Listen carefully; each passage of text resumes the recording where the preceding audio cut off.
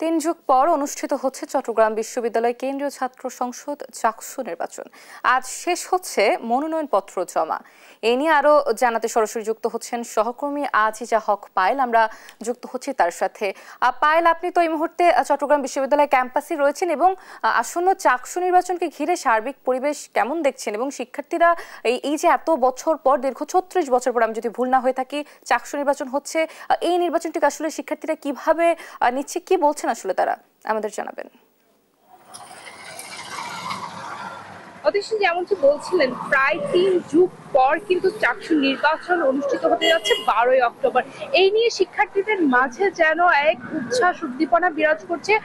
চট্টগ্রাম বিশ্ববিদ্যালয়ের প্রাঙ্গণ আসলে নির্বাচন নিয়ে একেবারে মুখরিত বলা যায়। যে ১৬, ১৭, ১৮ আসলে যে মনোনয়নপত্র ফর্ম সংগ্রহ করেছেন তা আজকে জমা দেওয়ার শেষ তারিখ রয়েছে।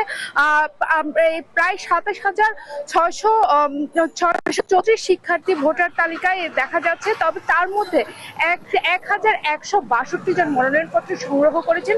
গতকাল পর্যন্ত ৩৭১ জন মনোনয়নপত্র জমা দিয়েছেন। তবে আজকে একেবারে শেষ তারিখ, বিকাল ৫টায় শেষ সময়। সেই সময়ের মধ্যে বাকি সবাই মনোনয়নপত্র জমা দিবে এমনটাই আশাবাদী।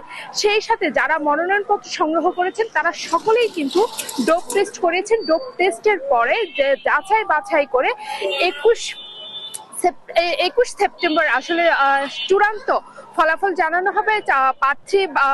প্রার্থী কেমন কারা দাঁড়িয়েছে চূড়ান্ত জানানো হবে। এখনো পর্যন্ত আসলে চট্টগ্রাম বিশ্ববিদ্যালয়ে চাকসু নির্বাচনে কোনো ধরনের প্যানেল ঘোষণা করা হয়নি। তবে কিছুক্ষণের পর ১২:৩০টার দিকে ছাত্রদল প্যানেল ঘোষণা করবেন। এরপরে ছাত্র শিবির এবং অন্যান্য স্বতন্ত্র প্রার্থীরা তাদের প্যানেল ঘোষণা করবেন বলে জানা যাচ্ছে। তবে আরেকটু জানিয়ে রাখি সেটি হচ্ছে চট্টগ্রাম বিশ্ববিদ্যালয়ের যে নির্বাচন কমিশনার আছে তিনি আমাদেরকে জানিয়েছেন এই নির্বাচন ঘিরে কোনো ধরনের যাতে অনাকাঙ্ক্ষিত ঘটনা না ঘটে সেই জন্য সিসি ক্যামেরার আওতায় রাখা হবে এবং কঠোর নিরাপত্তা ব্যবস্থা নেওয়া হবে। সেই সাথে আমরা এখানকার যারা শিক্ষার্থীরা রয়েছেন তাদের সাথে কথা বলেছি। যেহেতু অনেক বছর পরে এবার সপ্তমবারের মতো নির্বাচন হতে যাচ্ছে, তাদের মধ্যে অনেক উত্তেজনা বিরাজ করছে। তারা অনেক আশা নিয়ে আছেন। তারা বারবার বলছিলেন যে আমরা যে সমস্যাগুলো ছিল সেগুলো সবসময় আন্দোলনের মাধ্যমে সমস্যার সমাধান করেছি। তবে এবার কোন প্রতিনিধিকে মাধ্যমে আমরা এই সমস্যাগুলো সমাধান করতে পারবো এমনটাই আশা রাখছি। তাই তারা অধীর আগ্রহে অপেক্ষা করছেন কে হচ্ছে চট্টগ্রাম বিশ্ববিদ্যালয়ের ভিপি।